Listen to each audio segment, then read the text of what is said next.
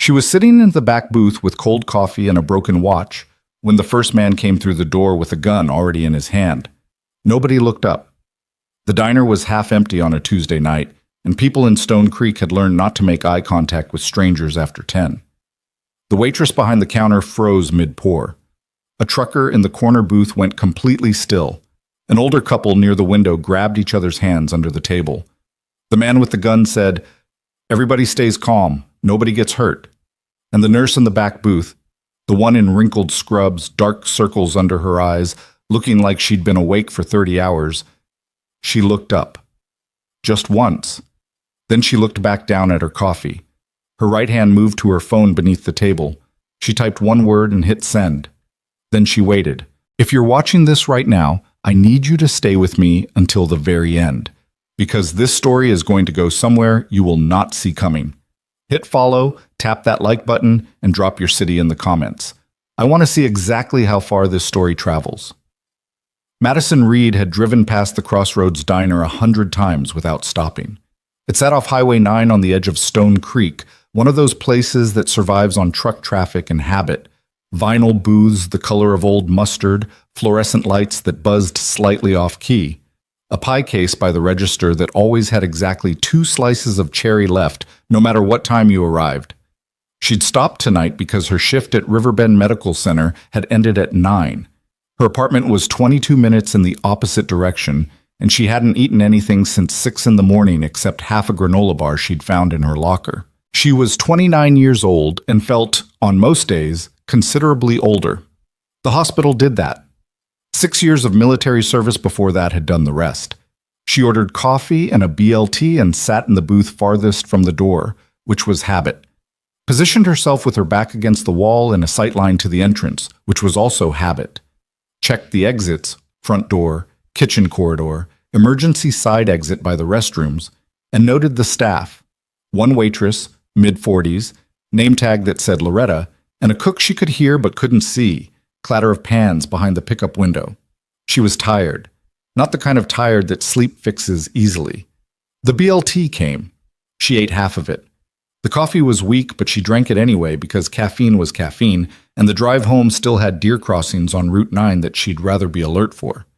She was thinking about a patient she'd lost track of. Mr. Davalos, 63, post-cardiac surgery, who'd been stable when she left but whose color had looked wrong in a way she couldn't stop turning over. When the bell above the front door rang and 3 men walked in, she clocked them before the door swung shut. Not because of anything dramatic. No drawn weapons, no shouting, just the way they moved. The way the first one through scanned the room before he'd fully crossed the threshold. The way the second one stayed close to the door. The way the third, biggest of them, heaviest, wearing a canvas jacket despite the cold in a way that said he didn't feel it, moved toward the counter with the particular directness of someone who already knew what they were there for.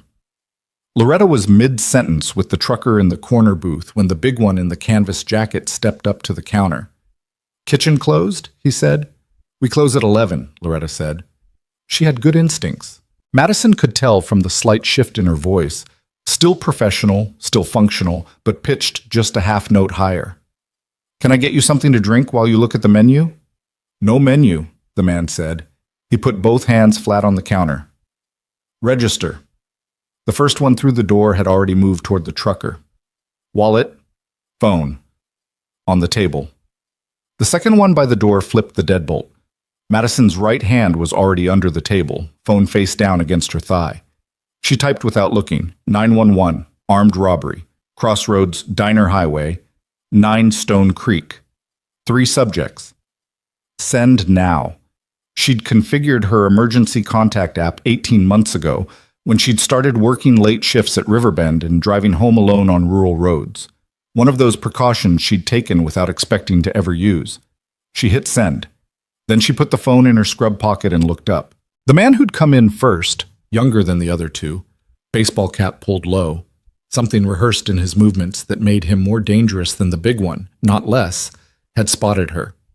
He walked over in no hurry. "Back of the diner," he said. "You, me, and your purse." "I don't carry a purse," Madison said. He looked at her, the scrubs, the dark circles, the half-eaten sandwich. He made a decision about her in about 2 seconds, which was exactly what she expected. "Then just you," he said. "Get up, move to the wall."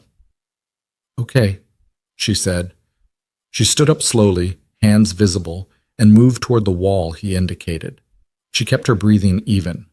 This was the part that required the most discipline. Not the action, which was almost mechanical once it started, but the waiting, the reading of the room, the patience. Because the room wasn't ready yet. The big one behind the counter had grabbed Loretta by the wrist and was pulling her toward the register. Loretta made a sound, not quite a scream, more of a gasp, and her elbow caught the edge of the pie case and sent it sliding. The 2 remaining slices of cherry hit the floor. The cook behind the window appeared. Young guy, maybe 20, wide-eyed and holding a spatula like he wasn't sure what to do with it. "Back up," the big one told him. "Back up and stay there." The trucker had handed over his wallet. The older couple by the window were holding each other and not moving, which was right. Movement made things worse. The man with the baseball cap positioned himself between Madison and the door. "You a nurse?" He was looking at her ID badge, still clipped to her scrubs. "Riverbend Medical," she said. "Long shift?" "Long enough." He almost smiled. There was something in it that wasn't quite contempt, more like the specific relaxation of someone who's decided they have nothing to worry about. "Keep your head down and you'll be fine." "I know," Madison said. Behind the counter, the big one had gotten the register open. He was filling a bag. Loretta stood absolutely still, wrist still gripped, and Madison watched the older woman's face and saw the exact moment the terror crossed into something quieter and colder. The resignation of someone who has stopped expecting rescue. That was the moment Madison moved. She'd spent 6 years in the Army as a combat medic assigned to a Special Operations Support Unit. She was not a soldier in the conventional sense. Her job was to keep soldiers alive when everything was going wrong, which meant learning to function in environments that were, by definition, at maximum chaos. She'd deployed twice. She'd been in rooms where things were actively on fire. She'd treated wounds under fire, in the dark, with whatever she had available, and she'd learned that the body under enough training stops asking permission before it acts. The thing nobody tells you about that kind of training is that it doesn't go away. You can spend 3 years as a civilian, working hospital floors, eating bad cafeteria food, arguing with insurance companies over patient supplies, gradually convincing yourself that you're just a nurse now. And then someone grabs a woman by the wrist in a diner on Highway 9, and your nervous system remembers everything. She moved toward baseball cap rather than away from him, which was the last thing he expected. She'd crossed half the distance between them before he'd processed that she was moving at all, and by the time he started to react, hand going for his jacket, she'd already gotten inside his reach. What happened next took approximately 4 seconds. She controlled his weapon hand, a compact semi-automatic, which she trapped against his body before he could raise it, rotated his wrist to a position where the choice was release the weapon or break the joint, and he released it. She stepped behind him, used his forward momentum against him, and put him face down on the floor with her knee between his shoulder blades and his own arm at an angle that made further movement inadvisable. He said something into the linoleum that she ignored. The second man, the one by the door, had turned at the sound and taken 2 steps toward her before he saw the gun in her left hand and stopped. "Don't," she said. He didn't. "Hands up and step away from the door." He took a step back. His hands came up slowly. The big one behind the counter had released Loretta's wrist and turned around. He was looking at the gun, then at Madison, then at his associate on the floor. He was running a calculation, and Madison could see it happening in real time. The angles, the distance, whether he had time. "You're a nurse," he said, like this was something that needed to be established. "Hands where I can see them," Madison said. "Both of you, now." The big one raised his hands. The money bag he'd been filling hit the counter. The one on the floor wasn't moving. He'd made the correct assessment. For a moment, the diner was completely silent, except for the fluorescent buzz overhead and the sound of someone at the window booths breathing very fast and trying not to. Then Loretta from behind the counter said in a voice that was steadier than it had any right to be, "I'll call the police." "Already called," Madison said. She kept her eyes on the 2 standing men. "They're coming." The big one glanced at the door. At the deadbolt his associate had flipped. Don't, Madison said again. He didn't. She heard the sirens inside of 4 minutes, which was faster than she'd expected for Stone Creek. Small department, rural county. The nearest substation was 8 miles north on Route 9. But the 911 dispatch had apparently flagged the keyword combination in her emergency text because 2 cruisers came in hot, light bars going, and then a third from the other direction. And then, which she had not anticipated, a dark SUV that pulled in behind the cruisers and sat there with its headlights on. The 2 standing men went still when they heard the sirens. On the floor, Madison told them. Hands behind your heads. The big one went down slowly, reluctantly, like a man who still hadn't fully accepted his evening. The one by the door followed, faster, with the particular compliance of someone who'd been through this process before and knew the faster you moved, the less it escalated. Madison stepped back. She placed the weapon on the booth table behind her. She wasn't going to be holding a firearm when the police came through the door. Not in Stone Creek. Not when she was a civilian in scrubs with no way to quickly establish who she was. And she put her hands up and her back against the wall. The front door came open hard. 2 officers in uniform, guns drawn, swept the room in under 10 seconds. Hands up, everybody. Hands where we can see them. 3 suspects, Madison said clearly. 2 on the floor to your left. 1 already secured behind me. Firearms on the table. I am unarmed. I am the one who called. The officer closest to her looked at her hands, her scrubs, her ID badge. You did this, he said. Yes. He blinked. You're a nurse. Riverbend Medical, she said. Can I put my hands down? He told her yes. The next 40 minutes were controlled chaos. More cruisers, a county deputy, the EMTs that protocol required even when nobody needed them. Loretta giving her statement at the counter with a cup of coffee she'd made herself and her hands only slightly unsteady. The trucker turned out to be named Gerald and had $300 in the wallet he got back. The older couple, Mr. and Mrs. Henriksen, visiting their daughter in Millhaven, sat with a female officer and gradually stopped shaking. Madison sat in her booth again and gave her statement to a detective named Okafor, who wrote everything down in a small notebook and kept glancing up at her with an expression she recognized, the recalibration of an initial assessment. You said you had military service, Okafor said. 6 years. Army, medic, attached to special ops support. And you've been at Riverbend since 3 years. ICU, mostly, some float shifts. You just decided to intervene. The woman behind the counter was in danger, Madison said. Yes. Okafor looked at his notebook. You disarmed an armed suspect and controlled 2 others in... He checked something. In a space that was, what, 30 feet across? About that. And you sent the 911 text before any of this started. Before it escalated. Yes. He wrote something down. She couldn't read his expression anymore. I need to ask you something, she said. Go ahead. She nodded toward the front windows, where the dark SUV was still parked, and where 2 men in civilian clothes who moved with the unmistakable posture of federal or military personnel were talking with the watch commander. Who are they? She said. Okafor glanced toward the window and then back to his notebook. That's not my call to explain, he said, which told her enough. The man from the dark SUV came inside 20 minutes later. He was maybe 45, medium build, close-cropped gray hair, wearing civilian clothes that made no attempt to disguise the agency's standard cut and fabric. He carried a tablet, and he walked like someone for whom most rooms had already been cleared before he entered. He stopped at her booth. Madison Reed, he said. It wasn't a question. Yes. Do you mind if I sit down? Go ahead. He sat. He put the tablet face down on the table between them. Outside, she could see the suspects being walked to separate vehicles. Baseball cap, still moving like his wrist was bothering him. The big one in the canvas jacket, jaw set, and the third one, the one who'd made it to the door and tried to run when everything went wrong, who'd been intercepted in the parking lot by the arriving units before he'd made it 10 steps. I'm going to tell you something, the man said, and I need you to understand that it's going to complicate your night." "Okay," Madison said.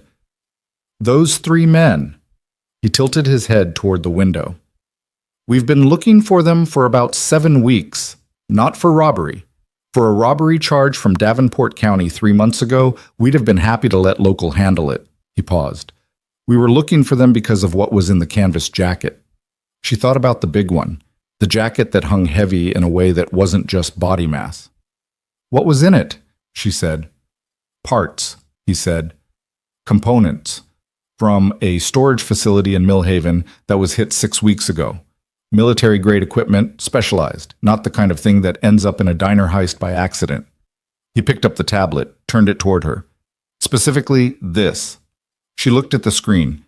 Inventory list, government format, evidence photos. She recognized several of the items. Some of them she had not seen since her second deployment. "These men aren't just a robbery crew," he said. "They're moving stolen military hardware for a network we've been working to dismantle for 8 months. Tonight is the first time we've had a physical location for any of them, and we have it because your 911 alert hit the system at the right time for us to redirect." "I see," Madison said. "We also pulled the security footage from the diner." He flipped to another screen. She saw herself from the ceiling-mounted camera near the register. The grainy, wide-angle view of the booth, her hand moving under the table, the timestamp.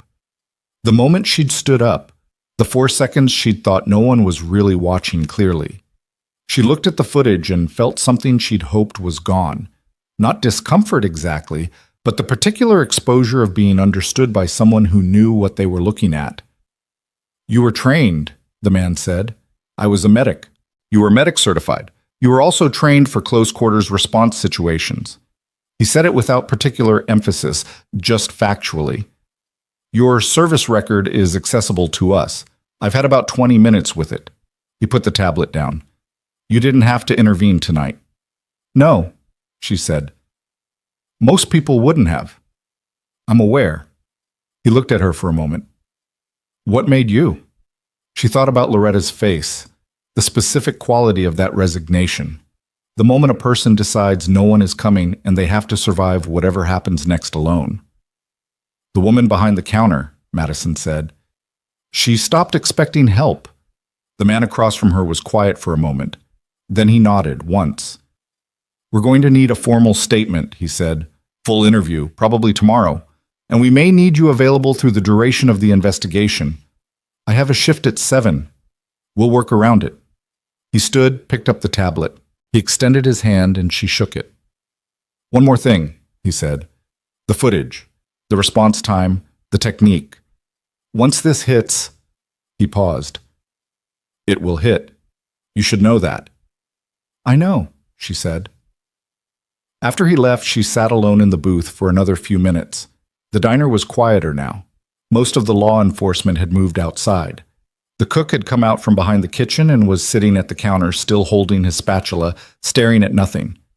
Gerald the trucker had his wallet back and was on his phone, telling someone what had happened, and Madison could hear him saying she was a nurse, man. I'm telling you, she was just a nurse in the voice of someone who would be telling this story for years. Loretta was wiping down the counter. She caught Madison's eye. "You want more coffee?" Loretta said. "Sure," Madison said. Loretta brought the pot over and filled her mug without saying anything for a moment. Then she set the pot down and stood there, and her voice when she spoke had lost all its professional steadiness and was just a human voice. "I thought—" She stopped, started again. "When he grabbed my wrist, I thought that was it. I thought nobody was going to—" She pressed her mouth together. "I know," Madison said. "How did you—" "I've been in rooms where things were very wrong," Madison said. "You learn to read it faster than you think." Loretta nodded. She picked the coffee pot back up, looked out the window at the lights still going in the parking lot, the yellow crime scene tape someone had run along the door, the dark SUV that was finally pulling out. "They're going to want to know who you are," Loretta said quietly. "People are going to make a big deal out of this." "Probably," Madison said. "Are you okay with that?" Madison looked at her coffee. She thought about her apartment 22 minutes away, and Mr. Davalos with his wrong color, and 7 a.m. "I'm going to finish my coffee," she said, "and go home and sleep, and figure out the rest in the morning. She drank the coffee. It was still weak. It was fine. Outside, someone had missed the fact that the third suspect, the one who'd run, the one who'd been intercepted, had not, in fact, been fully secured. The deputy who'd cuffed him had turned to assist with securing evidence, and the man had used those 15 seconds to pull a move he'd clearly practiced, dislocating his thumb against the cuff bracket in a way that let him work one hand partially free. He hadn't gotten far. The perimeter was still up. 2 officers were still on the lot. But in the struggle that followed, brief, ugly, the kind of thing that happens in parking lots at midnight and ends in gravel and paperwork, the man had said something before they got him fully down. He'd said a name, not Madison's name, a different name, an older name, a designation, actually, the kind that doesn't go on civilian ID badges and isn't in any record that a local police department would have access to. One of the officers had heard it and thought nothing of it. The detective named Okafor had heard it from across the lot and went very still for a moment. He pulled out his phone, made a call. Inside the diner, Madison Reed finished her coffee and left 2 20s on the table for a $7 meal, because that was the kind of night it had been. And she picked up her bag and her keys and walked out the front door past the crime scene tape into the cold November air. She made it to her car. She was reaching for her door handle when Okafor appeared beside her, his notebook closed, his phone still in his hand, with an expression that was no longer the careful professional neutrality of a detective conducting a statement. "Ms. Reed," he said. She stopped. "I need to ask you something that isn't part of the standard incident report." She waited. "The suspect we recovered in the lot," he said slowly. "He said something when we were taking him down. A name." He looked at her steadily. "A call sign, actually. Whisper 7. He paused. "Does that mean anything to you?" The cold air sat between them. Madison's hand was still on her door handle. Her face gave nothing. But her hand, for just a second, the hand she'd used to disarm a man in 4 seconds, the hand that had typed a one-word message before the robbery even started, that hand tightened on the door handle hard enough that the metal creaked slightly. Okafor noticed. "I'll see you in the morning," Madison said, "for the interview." She got in her car. She started the engine. She pulled out of the Crossroads Diner parking lot onto Highway 9 and drove north toward Stone Creek. Behind her, the lights in the lot were still going. Okafor stood where she'd left him, watching her taillights until they disappeared around the curve. He opened his phone again. He made a different call this time. He made the call from the parking lot with his collar turned up against the cold, and whoever answered picked up on the first ring, which told Okafor everything he needed to know about what kind of operation he'd just accidentally walked into the edge of. He didn't sleep that night. He sat in his car in the Crossroads lot until 2 in the morning, long after the crime scene tape came down, and the last cruiser left, and he read everything that came through on his department-issued tablet, which wasn't much because most of it was above his clearance level, and what wasn't above his clearance level was redacted to the point of meaninglessness. Names blacked out. Unit designations gone. A service record that looked like someone had taken a razor to it and left only the parts that proved the person existed. 6 years. Combat medic. Special operations support. Dates that aligned with 2 specific overseas deployments he recognized from news cycles he barely remembered. And then, nothing. A gap of about 8 months between the end of her service and her first day at Riverbend Medical Center. 8 months that the record didn't account for, and that nobody in his department had the clearance to ask about. Whisper 7. He'd heard call signs before. County law enforcement intersected with federal operations often enough that the terminology wasn't foreign to him. But call signs at that level, the kind that a suspect running on instinct in a parking lot used as a last-ditch card, those didn't belong to field medics. Those belonged to people who'd done things that didn't end up in standard service records. He closed the tablet at 2:15 and drove home and stared at his ceiling until 5 p.m. Madison slept 4 hours. This was normal for her. Had been normal since her second deployment, when she'd learned to compress rest into whatever window the situation allowed and wake up functional. She set her alarm for 5:30, was up at 5:22 before it went off, and stood in the shower for 7 minutes before getting out and making coffee that was significantly better than the Crossroads variety. She had not, in the dark of her apartment, let herself think about the call sign. Not yet. That was the discipline. You filed certain things in a compartment, and you closed the compartment until you had time and space to open it without letting what was inside contaminate everything around it. She was good at that. She'd had to become good at it.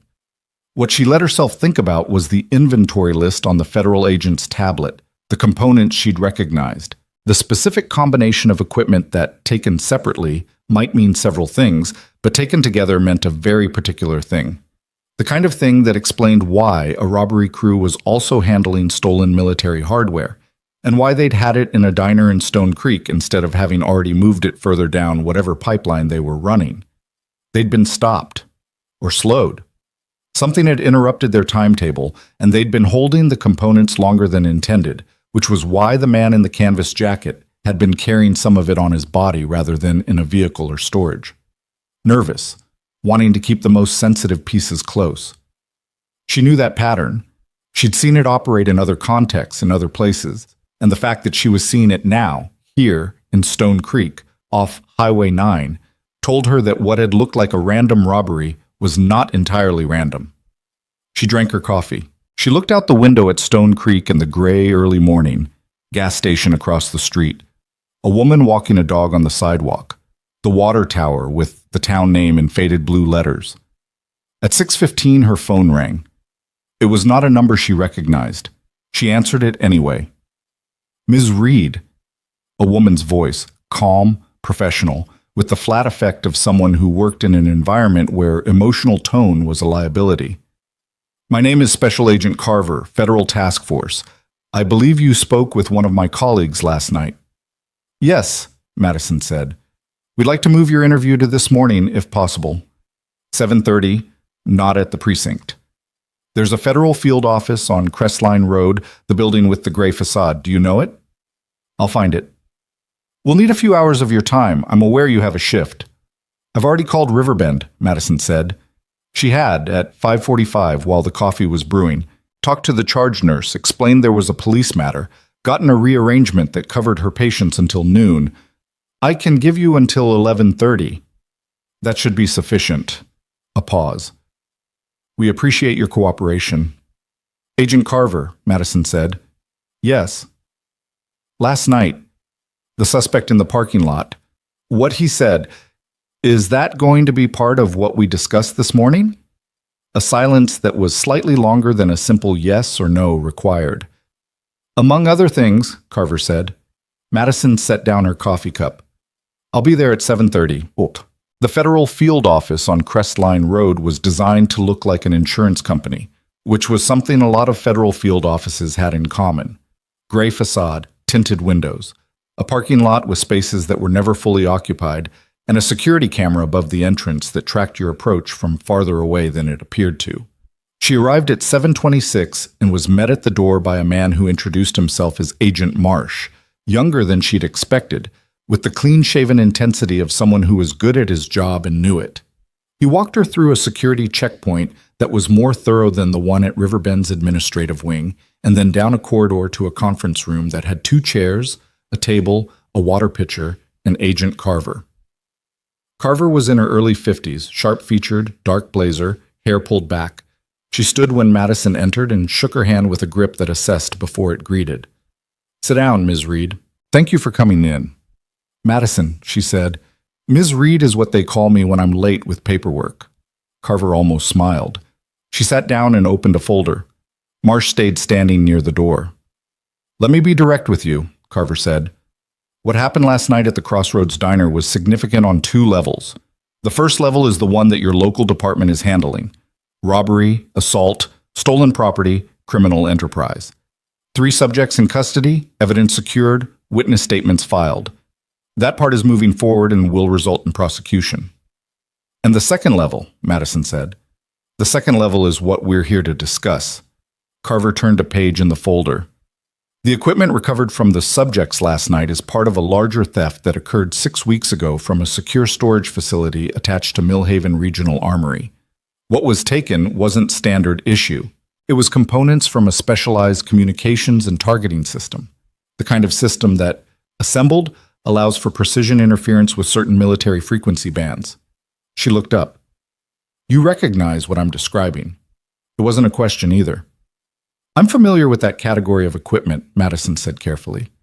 We believe the theft was coordinated, not opportunistic. Someone identified the facility, identified the specific items, and organized a crew to extract them.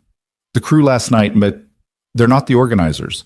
They're middle-tier transport, which means whoever ordered the theft and whoever the final recipient is are still unaccounted for. And you think they'll find out the transport got stopped? They already know, Carver said. That's the other thing I need you to understand about your situation. She let that land for a moment. The man in the parking lot used a designation last night. When we ran it through our system, it flagged a name that we weren't expecting to see attached to a routine robbery case in Stone Creek. She turned the folder around and slid it across the table. Madison looked at it. The folder contained a photograph. A surveillance image, grainy, taken from what looked like an elevated angle. A parking structure or rooftop. The subject was a man in his 50s, heavy build, civilian clothes, photographed in what appeared to be the act of getting into a vehicle. Below the photograph was a designation number and a name she hadn't seen in 3 years. Her jaw tightened slightly. She didn't look away from the photograph. Whisper 7 was a call sign from a joint operation, Carver said, one that's been classified for 3 years.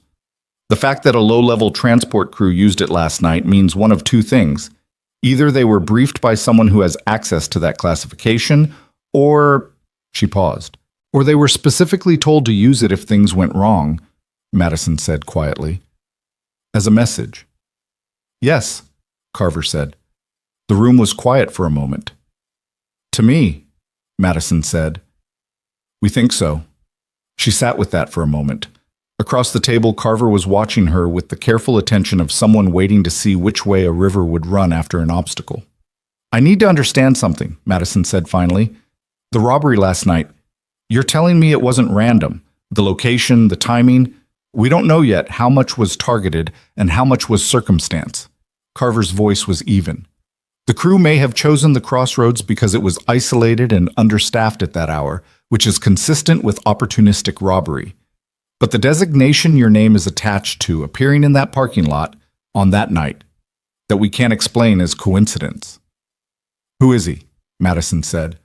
She touched the edge of the photograph. The man in this photo. What's his connection to the equipment theft? Carver exchanged a glance with Marsh. We believe he's the organizer, Carver said. We've been building a case for 8 months. Last night's arrest gives us leverage we didn't have before. One of the 3 suspects in custody has already indicated willingness to cooperate. But the organizer is careful. He's been operating through intermediaries, and now he knows his transport chain has a break in it. And he knows who caused the break, Madison said. Yes. She pushed the folder back across the table. She made herself breathe normally and think clearly and not let the cold thing that had moved through her stomach when she saw the photograph take over the rest of her thinking. What are you asking me? She said. Right now? Nothing beyond your cooperation with the investigation. Your statement, access to whatever operational knowledge might be relevant to what we're seeing, and your awareness, your active awareness, that your exposure level has changed since last night. My exposure level, Madison repeated flatly. You're not a civilian asset. You don't have a security detail. You work a hospital shift, and you drive home on rural roads, and you have an apartment on Garfield Street that anyone with basic research skills could locate in under 10 minutes. Carver said it without apology, just factually. We're recommending precautions. What kind? Temporary relocation while the investigation... No, Madison said. Carver paused. Ms. Reed... Madison, the risk assessment. I have patients, she said. I have a floor I'm responsible for, and a charge nurse who's covering for me until noon, and a 63-year-old man named Davalos who had cardiac surgery last week and whose numbers I need to review personally. I'm not relocating. She looked at Carver steadily. What I will do is cooperate fully, and I'll take whatever precautions are practical. But I'm not disappearing because someone used a call sign in a parking lot. Carver looked at her for a long moment. Then she wrote something in the folder. Okay, she said. Let's start from the beginning. They talked for 3 hours. Madison gave her statement in full. The diner, the timing, her movements, everything she'd observed about the 3 subjects before and during. She answered Carver's questions about her service record with the honesty that the situation required and the precision that the situation deserved, which meant she confirmed certain things and declined to confirm others. And Carver, who clearly knew the difference, accepted both without pushing. By 10:45, they were into the part of the conversation that had shifted from statement to something else. Carver had set aside the formal folder and was asking questions in a different register, less procedural, more analytical. "The canvas jacket," she said. "You noticed the weight before anything happened?" "Yes." "At what point?" "When they came through the door, the way he moved with it, shoulders compensating. That's not a normal weight distribution for a heavy coat." "And you filed that?" "I filed it," Madison said. "I didn't know what it meant. I just noticed." "But you sent the emergency message before they drew weapons." "Yes." "Because you knew it would escalate." "Because the positioning was wrong," she said. 3 men, 2 covering exits, 1 going direct to the counter. That's not people looking for a late meal, that's a pattern. Carver wrote something. "You have a good eye for pattern recognition under stress." "I was a medic in rooms where reading the room incorrectly got people killed," Madison said. "It's not a talent, it's conditioning." "Same thing, in the end," Carver said. She left the federal office at 11:10, which gave her 20 minutes to get to Riverbend. She drove with both hands on the wheel and her eyes on the mirrors the way she hadn't driven in 3 years. And she told herself this was precaution, not paranoia, and that there was an important distinction between the two. Mr. Davalos's color had improved. She checked his chart at 11:32 and stood by his bed for a minute while he slept, and she felt something loosen slightly in her chest. Not the tension from the morning, but a different kind, the one that accumulated across a shift when a patient's condition stayed uncertain. He was better. His numbers were better. That was one thing that had gone the right way. She went through the rest of her floor on autopilot, charts, med checks, one admission that came in at 12:15 with a compound issue that required her full attention for 40 minutes and was, in the way of hospital work, almost a relief because it gave her something concrete to solve. She ate lunch standing up at the nurse's station and answered 14 questions from 2 different orderlies and 1 resident who was technically senior to her but deferred to her anyway, which was a dynamic she'd learned to navigate without making anyone feel diminished. At 3 o'clock, the charge nurse, a practical woman named Deb, came to find her in the supply room where Madison was doing a count that didn't strictly need her presence but that she'd volunteered for because counting things helped her think. "There's someone at the front desk," Deb said. "Says he's from county administration. Wants a word." Madison looked up. "County administration." "That's what he said." Deb's tone was careful. "He's been waiting about 15 minutes. Didn't want to come up to the floor." She went down to the lobby. The man waiting for her was not from county administration. He was wearing a county administration visitor badge, but he had the specific posture and the specific way of standing in a public space that she recognized immediately. And he was holding a folder that was not a county folder. "Ms. Reed," he said. "Who are you?" she said. He showed her a credential briefly. Federal, but a different division than the one on Crestline Road. Different enough that she noted it. "Can we step outside?" he said. They went to the small patio off the lobby entrance, unused this time of year, 2 benches and a planter of dead ornamental kale. "There's been a development," he said. He didn't give his name. She didn't ask again. "The suspect who indicated cooperation this morning, the one I understand was willing to provide information in exchange for consideration." "I'm aware of the situation," Madison said. He recanted. "About an hour ago. Withdrew the cooperation offer, requested a lawyer, and stopped talking." She looked at him. "Someone got to him." "We don't know that. What we know is that the window closed faster than we expected." He held out the folder. She took it but didn't open it yet. "There's also a second development. The facility in Millhaven, where the equipment was originally stolen, there was a break-in attempt last night. Unsuccessful, but it happened about 2 hours after the diner incident. Someone tried to recover or confirm what was in storage. They were checking whether the components were still there," she said, "whether the crew had already moved them, or checking what else might be accessible." He nodded at the folder. "Page 2. She opened it. Page 2 had an image, a still from a security camera, night vision quality, showing 2 figures near a fence line, One of the figures had a build that, even in the grainy infrared, she recognized. The photograph from Carver's folder that morning. The man she hadn't seen in 3 years. He hadn't sent a scout last night. He'd gone himself. Which meant he was closer than anyone had thought. Which meant Stone Creek wasn't peripheral to his operation. It was current, active. Which meant the robbery last night and the attempted access last night were separated by 2 hours and possibly by less than 20 miles. She closed the folder. "Does Carver know about this?" she said. She's being briefed now. "What do you need from me?" He looked at her steadily. "At this point, Ms. Reed, honestly, we need to know if there's anything you remember from the operation 3 years ago that might tell us where he'd go to ground. Anything about his operational patterns that isn't in the classified record." "Why wouldn't it be in the record?" "Because some of what was observed in that operation was observed informally," he said, "by personnel who were present in a support capacity, personnel who would have had access to observations that weren't considered relevant to include in an official debrief because at the time there was no reason to think they'd be needed." She understood what he was saying. She had been in rooms. She had been the medic in rooms where things happened that weren't in the official record because the official record was shaped by the people who wrote it, and the people who wrote it had reasons for the shapes they chose. "I need to finish my shift," she said. "Of course. And I need to think. That's all we're asking." She handed the folder back to him. She went back inside through the lobby doors, past the reception desk where a volunteer was helping an elderly man with a parking validation form, up the elevator to the 4th floor, down the hall to the nurse's station. She picked up the next chart. She kept working, but the image was still there. The grainy infrared figure at the fence line, the specific set of the shoulders she recognized. And underneath it, in a compartment she'd been keeping carefully closed since 5 in the morning, something had shifted. Not fear. Closer to recognition.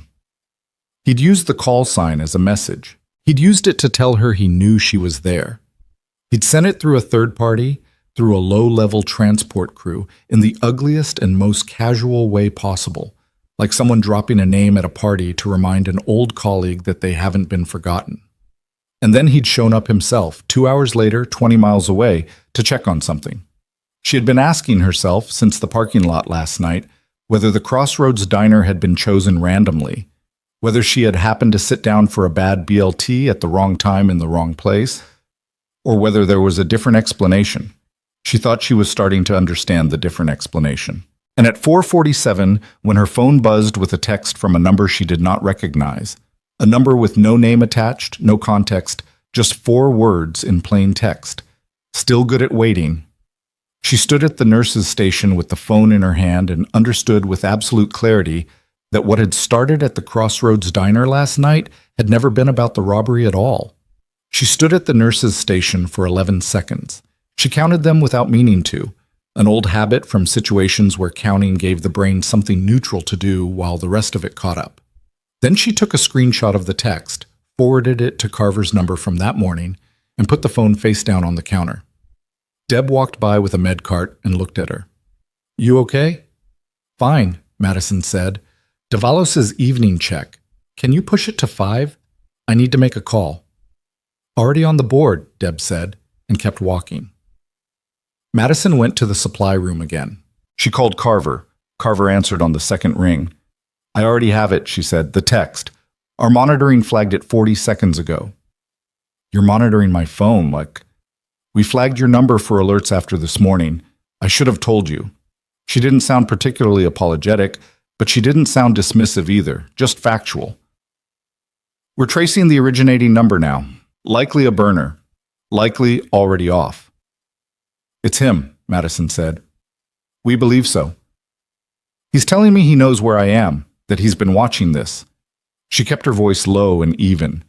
The supply room had a narrow window that looked out onto the parking structure across the street, and she found herself noting the angles, the sight lines, which she hadn't done in a hospital in 3 years. "He's not running, he's positioning. That's our read too." A pause. "Madison, the text, 'Still good at waiting.' What does that mean to you specifically? Is there context from the operation we should know about?" She thought about it. About a room in a different country in a different year, and a conversation she'd had with a man she'd been told was an Allied coordinator, and had later learned was something considerably more complicated. There was a situation during the second deployment, she said. A waiting period before an extraction. 12 hours in a compromised position. He was in the building, different capacity. I didn't understand his role at the time. He made a comment about waiting being its own skill, that some people train for action but never for stillness. She paused. It was a small thing. I didn't include it in my debrief because at the time it seemed like small talk. He remembered it. He's been thinking about this for a while, Madison said. This isn't reactive. He didn't use that call sign in the parking lot because the suspect panicked. He instructed him to use it, planned it. The silence on Carver's end had a particular quality. The silence of someone revising a threat assessment upward in real time. I need you to stay at the hospital until we have more eyes on your location, Carver said.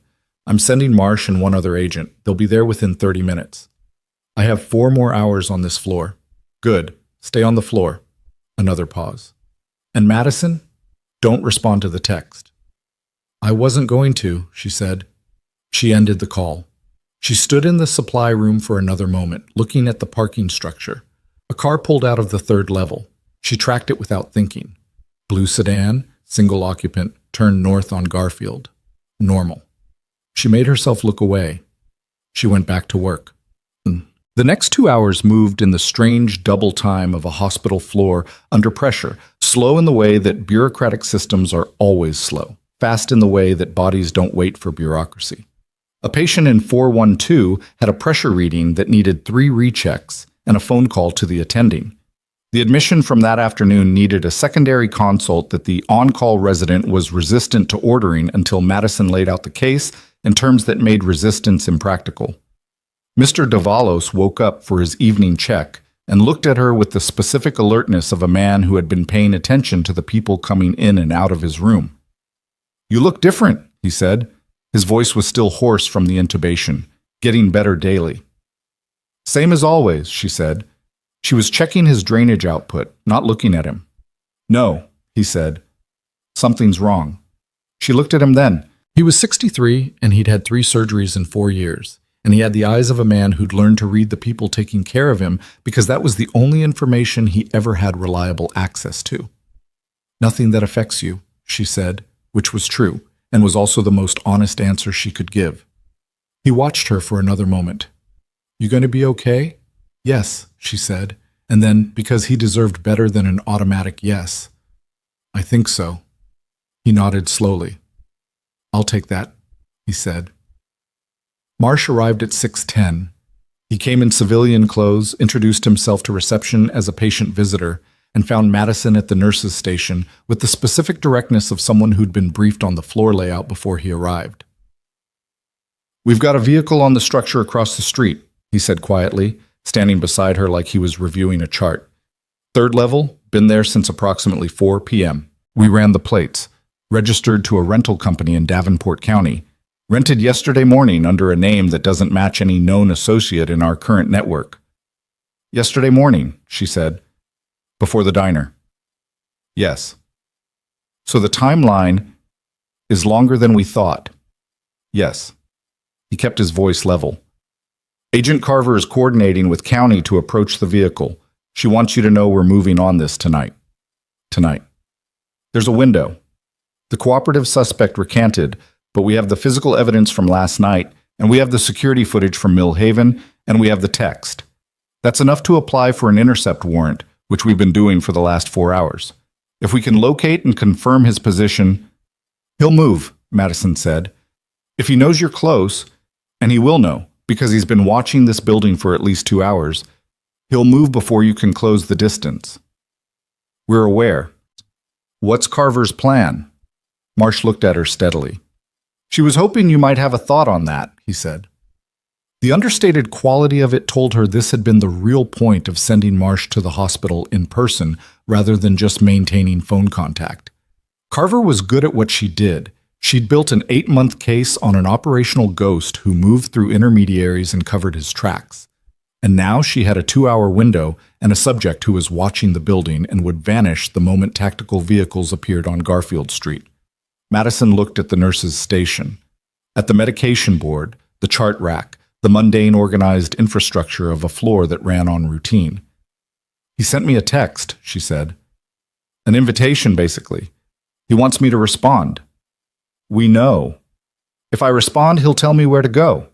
He'll want a meeting. On his terms, on his ground, where he has control. He thinks I'm isolated, civilian, 3 years out of any operational structure." "He's wrong about that," Marsh said. "He doesn't know he's wrong yet." She looked at Marsh. "That's the window." He looked back at her for a long moment. "That's not a decision I can authorize." "I know. Get Carver on the phone." So she talked to Carver for 12 minutes.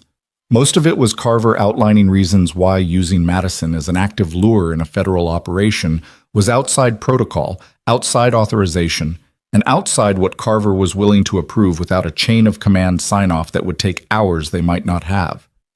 Madison listened to all of it. Then she said, "I'm not asking to be an asset. I'm asking to reply to a text I already received on my personal phone. What I do with my personal phone is not something that requires your authorization." The silence after that lasted 4 seconds.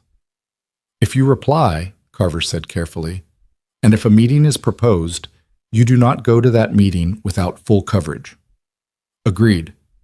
"And you tell me the location before you go anywhere." "Agreed."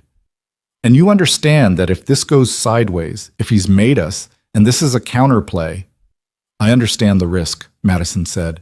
"I've understood it since last night." Another silence. "Okay," Carver said. "Reply to the text." Madison picked up her phone. She looked at the message. "Still good at waiting?" She typed, "Depends what I'm waiting for." She sent it. She put the phone down on the nurse's station and went to check on 412's blood pressure reading, which had finally stabilized, and she wrote the numbers in the chart with a steady hand and discussed the medication adjustment with the attending over the phone, and did all of it in the normal way that her floor required. Her phone buzzed 7 minutes later. The response was an address, a location on the south edge of Stone Creek. She recognized the street name, an industrial area near the old rail freight yard that had been decommissioned 4 years ago. And a time, 9 p.m. And one more line, "Come alone. I'll know if you don't." She photographed the screen and sent it to Carver before she'd finished reading it twice. The next 90 minutes were the most precisely organized 90 minutes she'd experienced outside of a deployment. Carver had a tactical team from the county sheriff's office that she'd been coordinating with for other purposes, and she redirected them now. The freight yard area was scouted via satellite imagery. Marsh walked Madison through it on a tablet in the hospital break room while the evening shift changeover happened around them, and nobody paid attention to 2 people looking at a screen over coffee.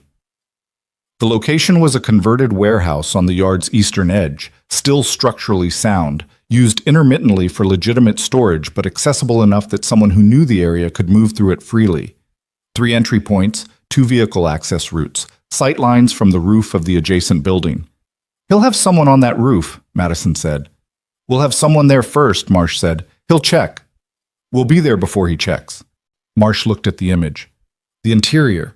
He'll want to talk in the central space. Open enough that he can see you're alone, confined enough that he controls the exits." "That's how he'll think about it," Madison said. "How do you think about it?" She looked at the layout, at the 3 entry points, 2 vehicle routes, the adjacent roofline. "He'll have at least 2 people outside, possibly 3. He'll be inside alone or with one other.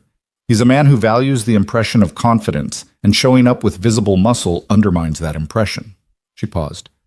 "He'll be armed. He was always armed. But he won't move on me immediately. He wants something first. Information. He wants to know what I told the federal interview this morning." "What did you tell the federal interview this morning?" Marsh asked. "Nothing he should be worried about," she said, which isn't the same as nothing. Marsh didn't push it. At 8:15, she changed out of her scrubs in the hospital locker room. She put on the clothes she'd driven in, jeans, a gray Henley, her jacket. She looked at herself in the mirror for a moment. She looked like herself. That was fine. That was the point. Marsh fitted her with a transmitter, small, adhesive, positioned at the back of her collar. He explained the coverage radius, the monitoring team, The abort signal. She listened to all of it. If at any point you feel the situation is outside your ability to manage, he started. I'll know, she said. How will you know? Because I've been in situations outside my ability to manage, she said. You know the difference. It's not subtle. He held her gaze for a moment. Then he nodded. She drove herself. That had been non-negotiable. He would check the approach, and a vehicle with unusual occupant patterns would end the meeting before it started. The tactical team had been in position for 45 minutes. Carver was in a mobile command unit 2 blocks east. 3 plainclothes operatives were distributed in the freight yard perimeter in positions that the satellite had identified as blind spots from the warehouse roofline. She drove south on Garfield, turned onto the rail access road, and followed it to the warehouse. The building was dark from the outside. One vehicle parked at the south end. Older model, utility truck, the kind that attracted no attention in a freight yard. She parked 40 feet from it, which gave her room in multiple directions, and she got out of her car and walked to the warehouse entrance. The door was unlocked. She pushed it open. The interior was large and mostly empty. High ceiling, concrete floor, industrial shelving along the walls that held nothing useful. Cold. A single work light had been set up in the center, the kind that runs off a battery pack, throwing a harsh white circle on the floor around it. The man was standing at the edge of the light. She hadn't seen him in person in 3 years. He looked older in the way that men who operate under chronic stress age, not dramatically, but in the density of something around the eyes, the jaw set more permanently. He was wearing a dark field jacket. His hands were visible, which she noted immediately as either genuine or very deliberate. You came, he said. You asked, she said. I wasn't certain you would. He studied her. You look like a nurse. I am a nurse. You're also the person who put 3 of my people in federal custody last night. He said it without particular heat, more like someone noting an inconvenient fact. That was you, wasn't it? Not coincidence. It was a diner, she said. They pulled weapons in a diner where I was trying to eat. And you happened to be there. And I happened to be there, she said. He moved slightly, not toward her, just a shift of weight, the kind of movement that in another context would read as casual, and in this one read as something she tracked automatically. I need to know what you told them this morning, the federal interview. Nothing that wasn't in my service record. Your service record has been managed. What isn't in it is more interesting. He looked at her steadily. The 3rd deployment, Madison, the one that didn't officially happen. The work light hummed between them. She could feel the cold of the concrete floor through her shoes, and she could hear very faintly the sound of the freight yard outside. Wind, a distant vehicle, the creak of old metal. There was no 3rd deployment, she said. There was, he said. I was there. So were you. And what was recovered during that operation is the reason I need those components. Not for profit, for leverage. He took one step closer, still outside the light's edge. I need you to understand what I'm building, before you make any decision about how tonight ends. I'm listening, she said. And behind him, in the dark beyond the shelving to his left, something moved. Not one of Carver's people. She'd memorized the positions. This was not a covered position. This was inside the warehouse, which meant someone had been there before the tactical team arrived, before she arrived, before the whole careful staging of the last 90 minutes. A second figure, standing in the dark, watching. She kept her eyes on the man in front of her and didn't look toward the movement and didn't change her breathing. Her hand was at her side. Tell me, she said. And she pressed the abort signal on the transmitter at her collar with one finger. Not because she was in danger she couldn't handle, because she'd just realized that the man in front of her wasn't the one she needed to worry about. The figure in the dark, the one who hadn't moved again, who was standing with the specific stillness of someone highly trained, was smaller than the man. Different build. And when the work light shifted slightly in a draft from the door she'd left open, the light caught an edge of the figure's face. It was a woman. And she was pointing something at the back of the man's head. He didn't know she was there. Neither Carver's team, nor Madison, nor apparently the man running an 8-month criminal operation had known that there was a third player in this warehouse tonight, one who had been there before any of them, who had let the entire operation proceed to this exact moment, and who was now making a choice about what happened next. The man started to speak again. "What I'm building," he said, "is something that will—" "Stop talking," the woman in the dark said. The man went very still. Not the stillness of someone who hadn't heard. The stillness of someone whose entire threat calculation had just been overturned in a single second. The specific freeze of a person who is highly trained and has just understood that the training didn't account for this. "Hands," the woman said. "In front. Now." He raised them. Slowly, with the careful compliance of someone buying time to think. Madison watched his hands come up and watched his shoulders and watched the micro-adjustments in his weight distribution that told her he hadn't decided yet, that some part of him was still running the geometry of whether there was a move available. "Don't," Madison said to him. Not loudly, just clearly. He looked at her. In the harsh light from the work lamp, his face was readable in a way it hadn't been a minute ago. The confidence had dropped an inch, not gone, but recalibrated. "You knew she was here," he said. "I didn't," Madison said, "but I'm not unhappy about it." The woman stepped out of the dark. She was maybe 35, compact, wearing dark field clothes, and she moved with the economy of someone who had done this before in conditions considerably worse than a cold warehouse in Stone Creek. She had a compact weapon trained on the man's center mass, and she held it with the relaxed firmness of someone for whom it was not heavy. She stopped 6 feet behind him. "Madison Reed," she said. Not a question, a confirmation. "Yes," Madison said. "Agent Nora Voss, Defense Intelligence. I've been following this one," a slight tilt of her head toward the man, "for 11 months. Not 8. 11. She said it without looking at Madison, eyes on her subject. "Your federal task force has been working the same case from the wrong end." "Carver," Madison said. "Is a good agent running an incomplete picture?" Voss stepped sideways, keeping her angle, keeping distance. "He's not just moving stolen equipment. The components your task force recovered last night are part of a system he's been assembling for 14 months. Components from 4 separate thefts across 3 states. What your people found in the canvas jacket is piece 7 of a 9-piece assembly." The man made a sound, not quite a laugh, more the exhale of someone who has just watched their options narrow to a point. "You've been thorough," he said to Voss. His voice was steady. That steadiness was the most dangerous thing about him, Madison had always thought. Not his operational skill, but his capacity to remain functional when the situation deteriorated. "Thorough enough," Voss said. Outside, Madison could hear movement, Carver's team responding to the abort signal, which she'd sent not as distress but as change of situation, hold position. She'd feel them on the perimeter now, organized, waiting. The man would hear it too. "You have about 90 seconds before this building fills with people," Madison said to him.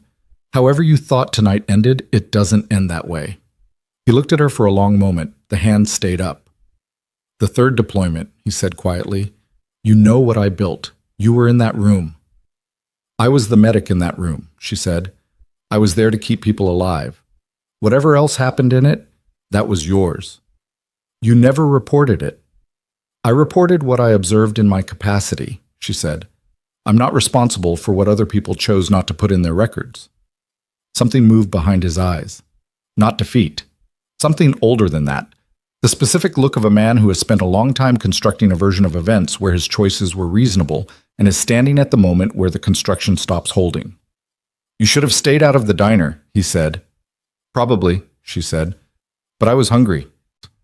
The door behind Madison came open and Marsh was first through it, weapon up, followed by 2 others, and Voss held her position and called her credentials clearly, and the next 4 minutes were organized noise. The man on his knees, hands secured, Voss and Marsh talking rapidly across each other, while one of the tactical team did a sweep of the warehouse interior and confirmed no one else was inside.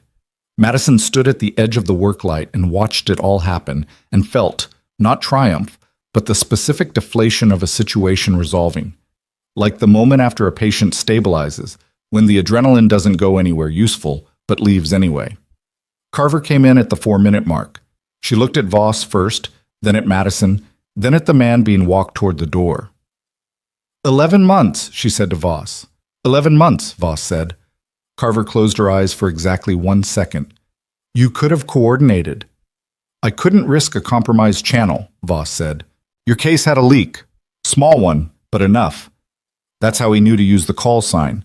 He had partial access to your active file. Carver opened her eyes, looked at Madison. Did you know there was a leak? No, Madison said. But I thought the text was too targeted to be guesswork. He knew I'd been interviewed this morning. He knew the timeline. He had a contact in the county dispatch system, Voss said. Not federal, not deep. Someone who could access incident report metadata.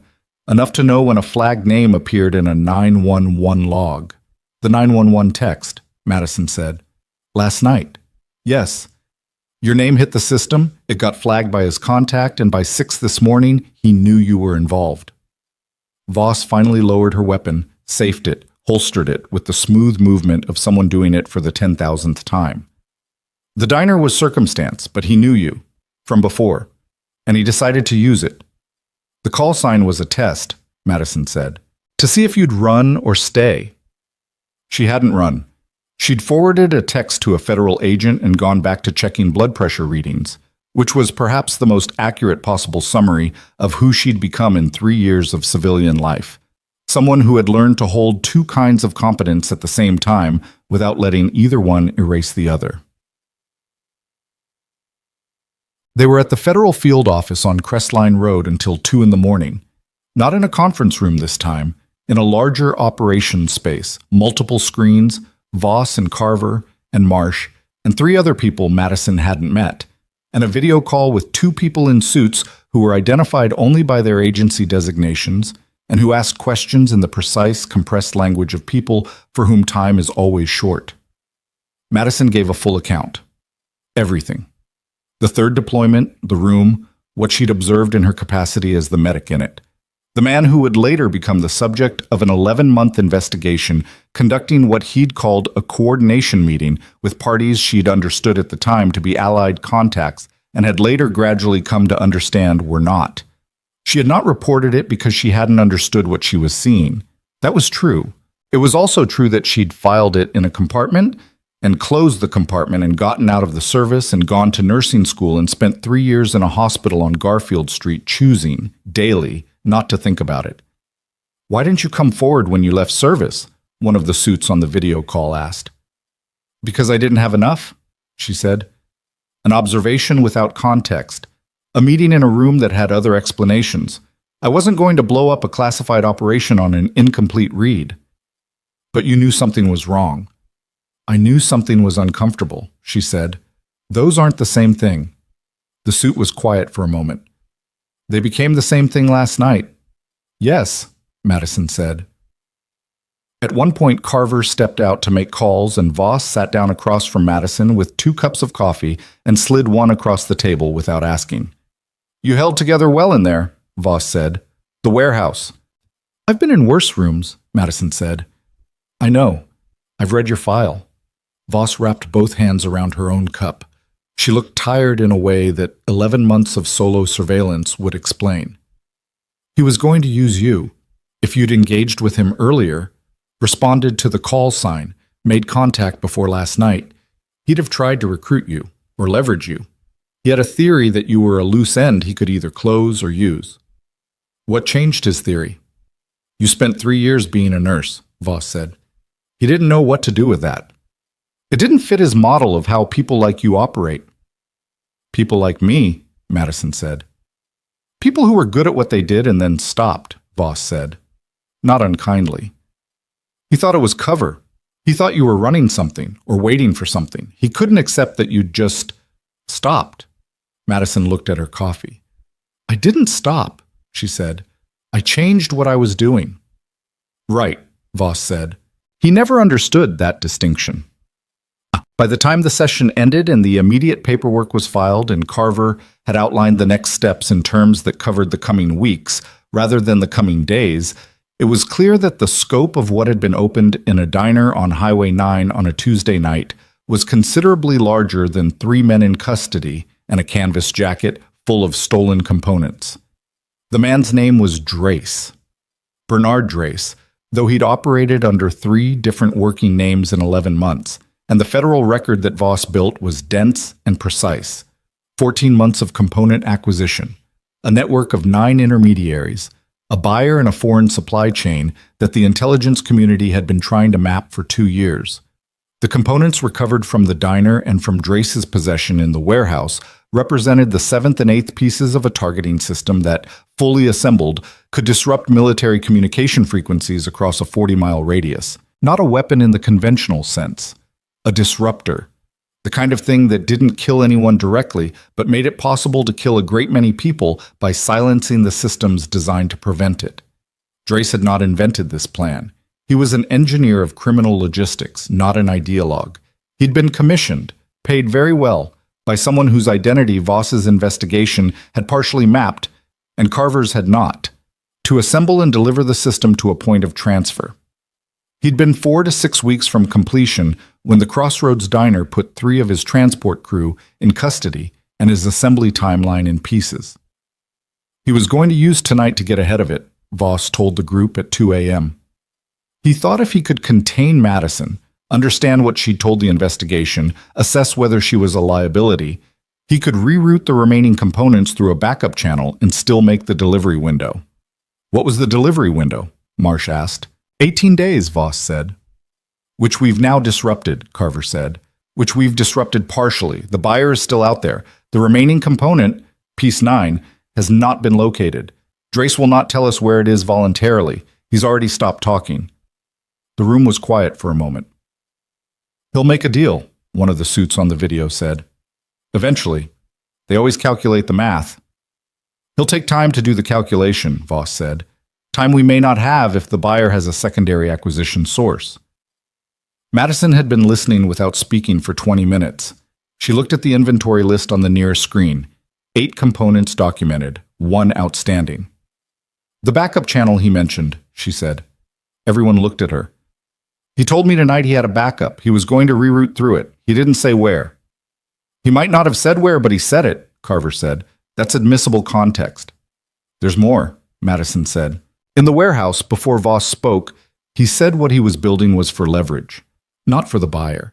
That's a different motive than commission. Voss looked at her sharply. He said, Madison was careful with the phrasing, trying to reconstruct it accurately. Not for profit, for leverage. Those were his words. Then he started to explain what he was building. He didn't finish. Leverage over whom? Marsh said. That's the question, Voss said. She was already on her phone. Madison drove home at 2:40 in the morning. Marsh had offered an escort and she'd declined because she'd decided somewhere around midnight that she was not going to live in the modified way that operational exposure invited you to live. Always scanning, always adjusting your route, letting the awareness of risk reshape the ordinary movements of your day until the ordinary movements were no longer recognizable. She would be careful. She would not be afraid. She was tired in the way she hadn't been since her last deployment.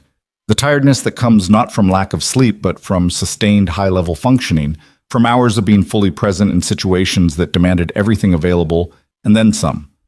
She drove north on Garfield with the windows cracked and the heat on, and she thought about nothing in particular for 22 minutes, and that was enough. The following 8 days moved in a rhythm she'd never experienced. Part hospital, part investigation, the 2 things running parallel in a way that required compartmentalization. She was practiced at, but that was still exhausting in its specific way. She worked her shifts at Riverbend. She answered Carver's questions in evening sessions at Crestline Road.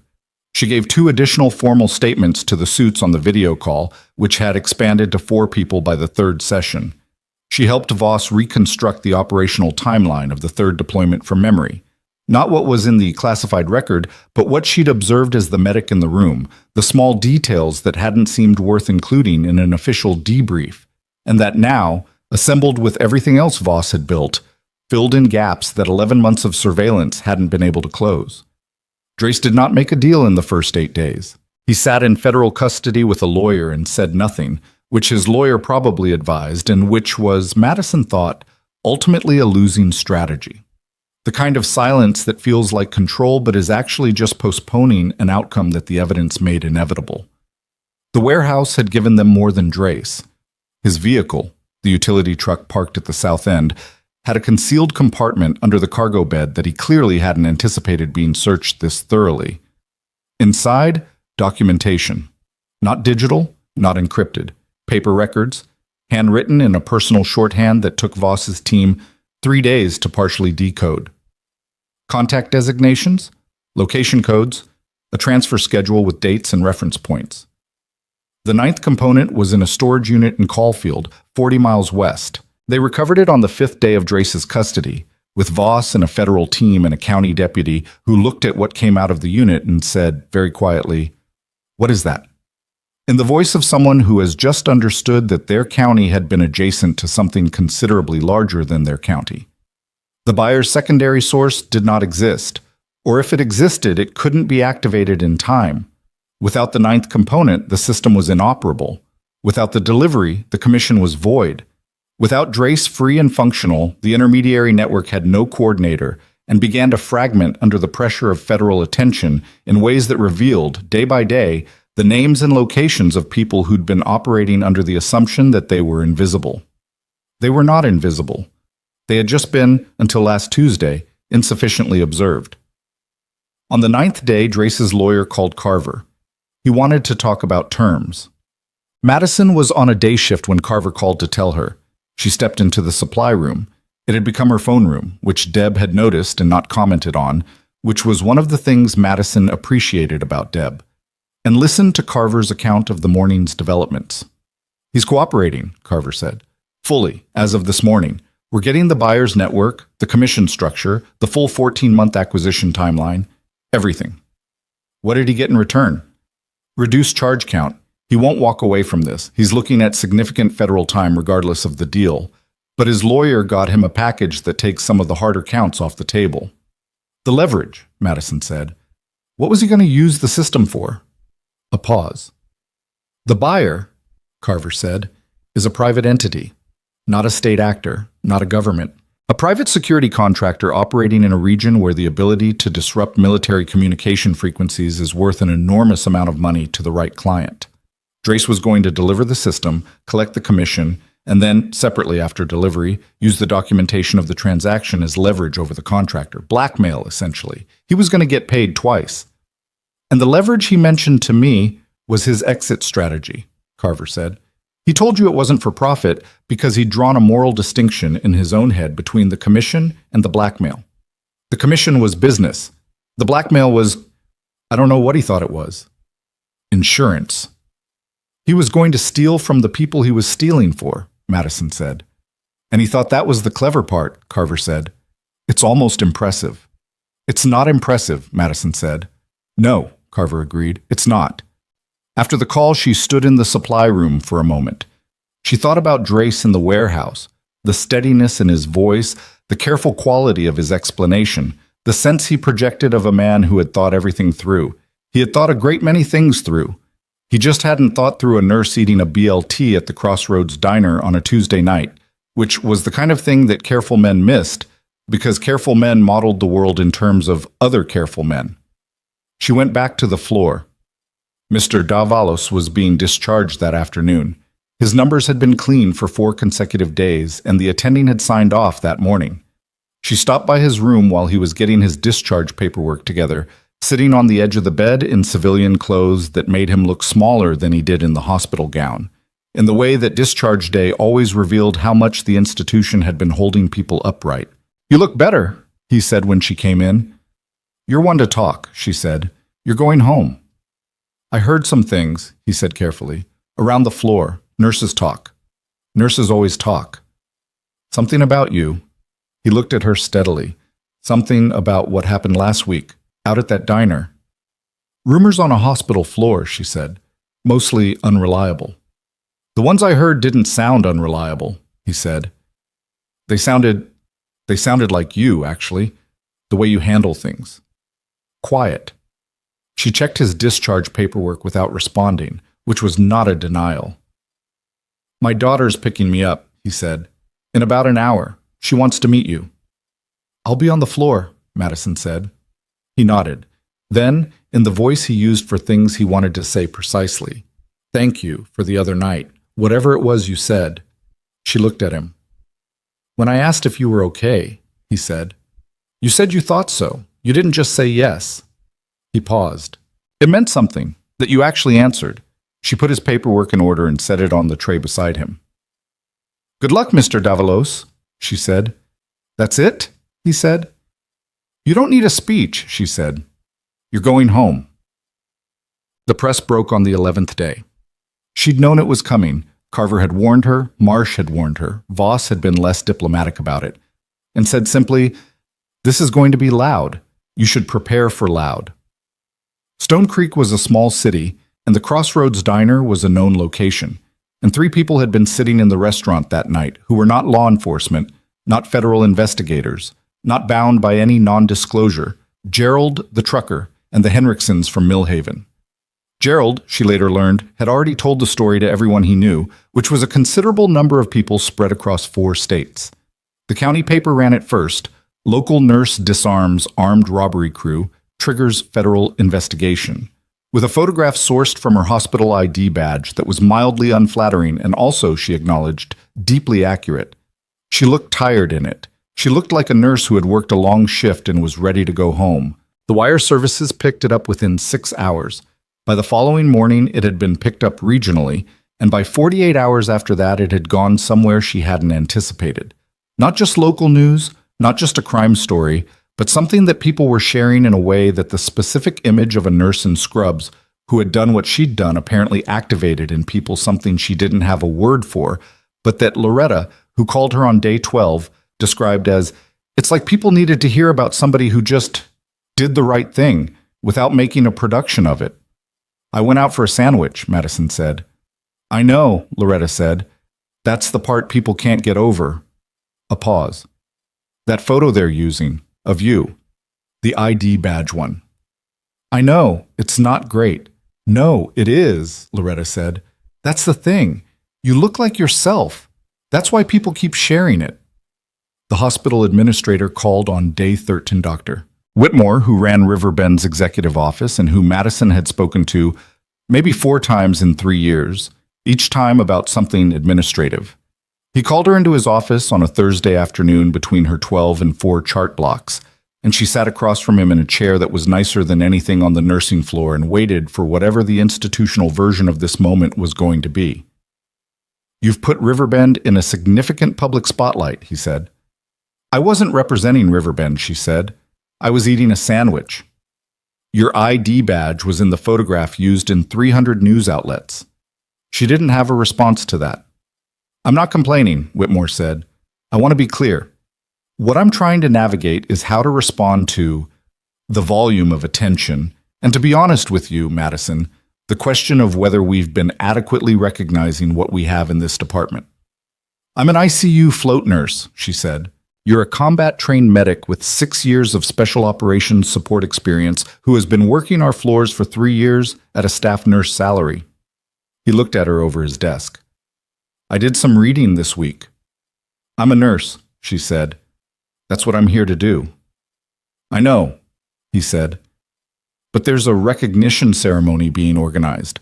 Law enforcement requested it, actually, not us.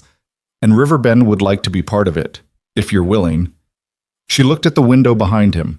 The parking structure across Garfield was visible from this office too, from a different angle.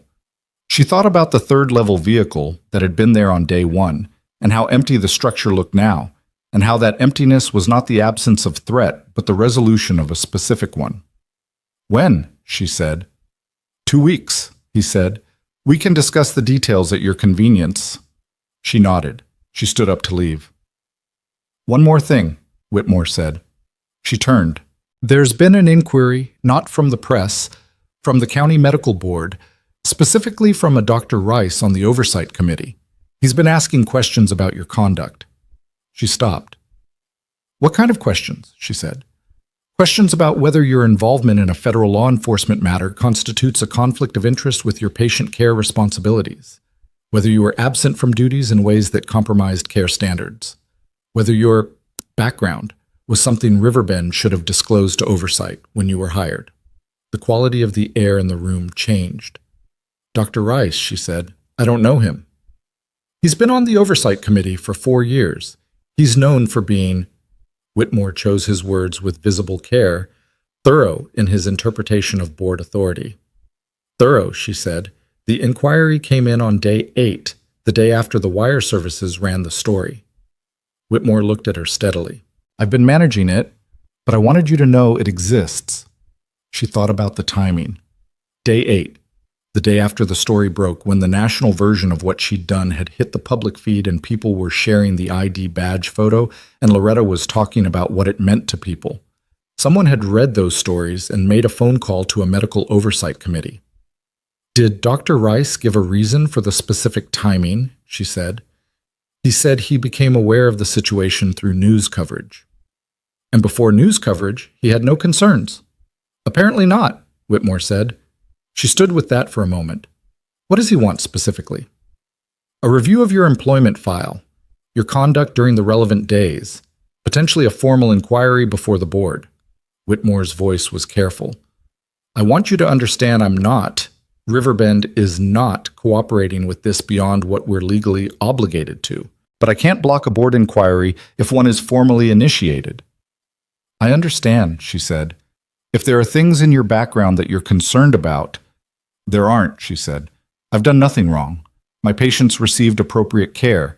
I was absent during authorized time off from my shift, coordinated with charge nursing, and every patient under my care was covered. She said it evenly, the way she might report clinical findings, factual, precise, without unnecessary affect. An inquiry will find exactly that. Good, Whitmore said. Then we have nothing to worry about. She left his office and walked back down the corridor to the nursing floor, and she thought about Dr. Rice and the specific timing of day 8 and the particular flavor of institutional pushback that arrived not in the form of confrontation, but in the form of paperwork and process and formal inquiry, the kind of opposition that doesn't announce itself as opposition, but that is opposition nevertheless. Someone didn't like what the story had made her. Someone had decided that the nurse who was being celebrated needed to be reviewed. She picked up the next chart at the nurse's station and got back to work. But that evening, in the parking lot of Riverbend after her shift, she sat in her car and looked up Dr. Elliot Rice on the County Medical Board's public directory. His photograph was the standard professional headshot, 60, silver-haired, unremarkable. Then she typed his name into a different search, a federal case reference database that Carver had given her access to as part of the investigation. She found something in 14 seconds. Elliot Rice had provided a consulting service, a medical equipment evaluation service, to a private security contractor in a foreign operational region. She looked at the date of the contract, 14 months ago. The same contractor that had commissioned Bernard Drace to assemble a military-grade communication disruptor. The same contractor that was now the subject of a federal investigation that Drace was actively cooperating with. She stared at the screen in the parking lot of Riverbend Medical Center with the engine off and the cold working its way into the car, and she understood with absolute clarity that the inquiry was not about her conduct. It was about how much she knew, and Elliot Rice needed to find out before the federal investigation got close enough to find him first. She didn't call Carver from the parking lot. She sat with what she'd found for 6 minutes, not because she was uncertain about what it meant, but because she'd learned a long time ago that the first thing you did with information that changed the shape of a situation was breathe through the impulse to act immediately. Immediate action felt like control. It usually wasn't.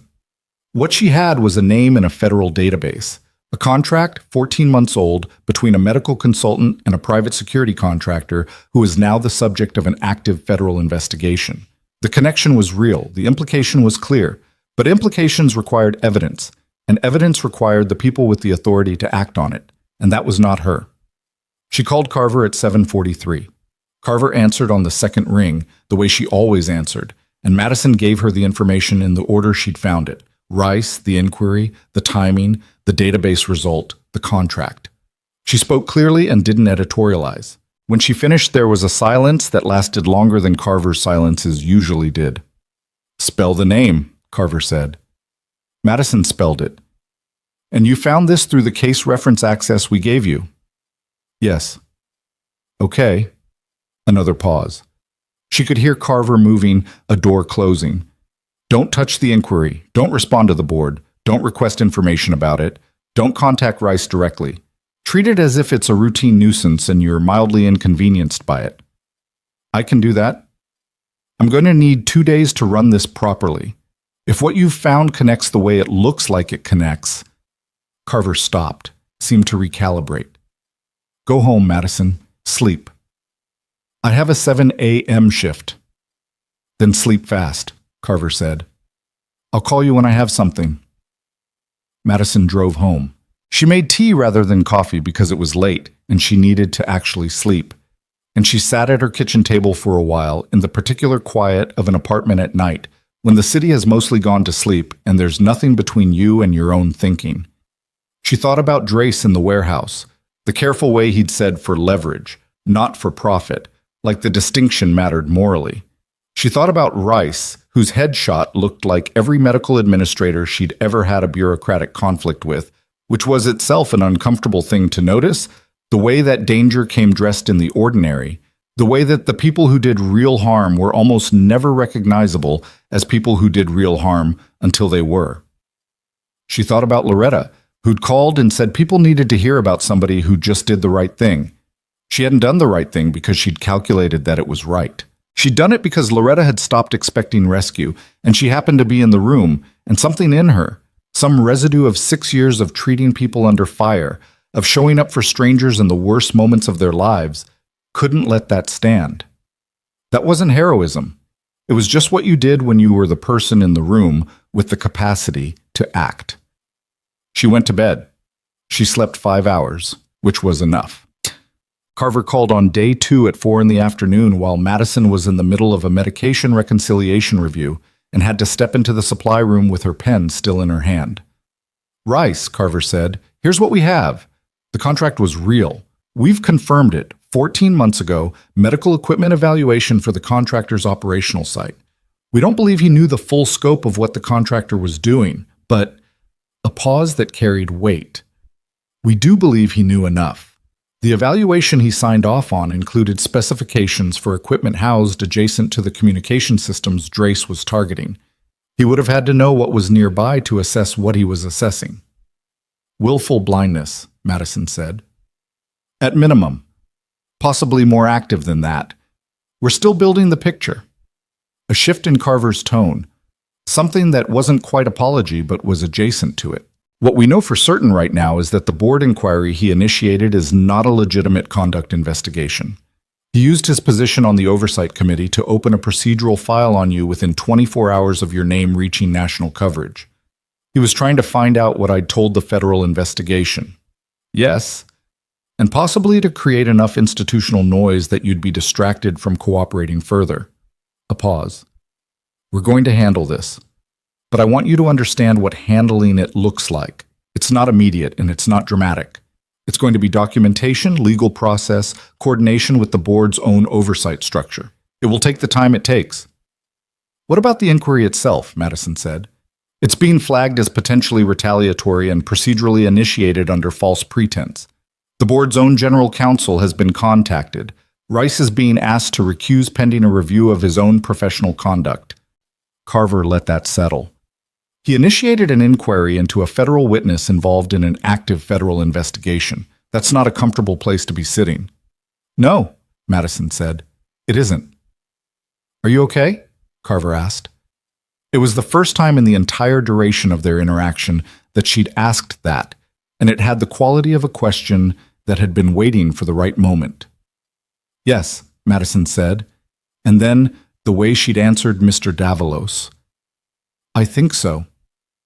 She went back to the medication review. She finished her shift. She drove home on Garfield Street and bought groceries at the store on the corner and made a real dinner for the first time in 2 weeks, and she sat at her kitchen table and ate it while it was hot, which was a small and ordinary thing that had been unavailable to her for the last 14 days, and that she appreciated in the specific way you only appreciate things after their absence. The board inquiry against Madison Reed was formally suspended 16 days after it was opened. The suspension notice cited procedural irregularities in the initiation process. language that covered a great deal without disclosing the specific nature of those irregularities, which were not procedural at all, but were the kind of irregularities that had federal investigators interested in the person who'd initiated them. Elliot Rice resigned from the County Medical Board Oversight Committee on the same day the suspension was issued. The resignation was announced internally, without public statement, in the language of voluntary departure that institutions use when departure is not entirely voluntary. His private consulting practice suspended operations pending review. The board's general counsel issued a brief statement indicating that certain matters relating to a former committee member had been referred to appropriate authorities. That was all that appeared in public for the moment. The rest was proceeding through channels that moved deliberately and that would produce, when they produced anything, consequences of a severity that the brief public language did not begin to suggest. Madison learned the details from Carver over the phone in the supply room on a Thursday morning between patient checks. "He's cooperating," Carver said. "Like Drace did. Same math. Everyone eventually does the math. In his case, the calculation was that partial cooperation was better than what complete federal exposure looked like, which was not good for him." What does it get him? It gets him the beginning of a negotiation. Whether that negotiation ends anywhere useful for him depends on what he knows about the contractor's structure. Our read is that he was a peripheral node, not a central one. Useful for documentation, not for operations. But we'll see. "And the contractor itself?" Madison said. "Still being mapped. International jurisdiction makes it slower. But Drace's cooperation has given us the payment architecture, which is what we actually needed. The money tells the story, once you can follow it." Madison thought about the 9 components laid out on the evidence table she'd seen in photographs at Crestline Road. 9 pieces that by themselves were unremarkable, and together were the kind of thing that changed operational outcomes in faraway places, for reasons that people in Stone Creek would never directly feel, but that mattered in the way that all invisible infrastructure mattered, quietly, absolutely, until the moment it failed. "Is it over?" she said. "The threat. The specific threat. Yes." Carver's voice was careful. "Whether related threats emerge from adjacent structures, that's an ongoing conversation, not a closed one. But the operation you interrupted is finished. Drace's federal custody, the buyer is compromised, the components are secured, the network has been fractured at enough points that reassembly under the same commission is not viable. And Rice will face whatever the federal process produces, which will be public when it's public and will not be small." Madison stood in the supply room with her pen in her hand. "Carver," she said. "Yes." "Thank you for taking the text seriously. That first morning." A brief pause. "You did the work?" Carver said. "We followed it." "Voss did 11 months, Madison said. "Yes, and you did 1 night in a diner and then didn't flinch from anything that came after it." Another pause, shorter, more practical. "The recognition ceremony is next week. I'll be there." "I know," Madison said. "Whitmore mentioned it's gotten somewhat larger than originally planned." "Somewhat," Carver said, with a dryness that suggested that somewhat was doing considerable heavy lifting. It had gotten large in the way that things got large when they caught a particular current of public attention, not because anyone orchestrated it, but because it answered something people had been looking for without knowing they were looking for it. The county sheriff's office was participating. Riverbend Medical had committed the auditorium. 3 state representatives had requested to attend, which Whitmore was navigating with the particular expression of an administrator whose instincts were bureaucratic and who was discovering that public goodwill operated on a different set of rules.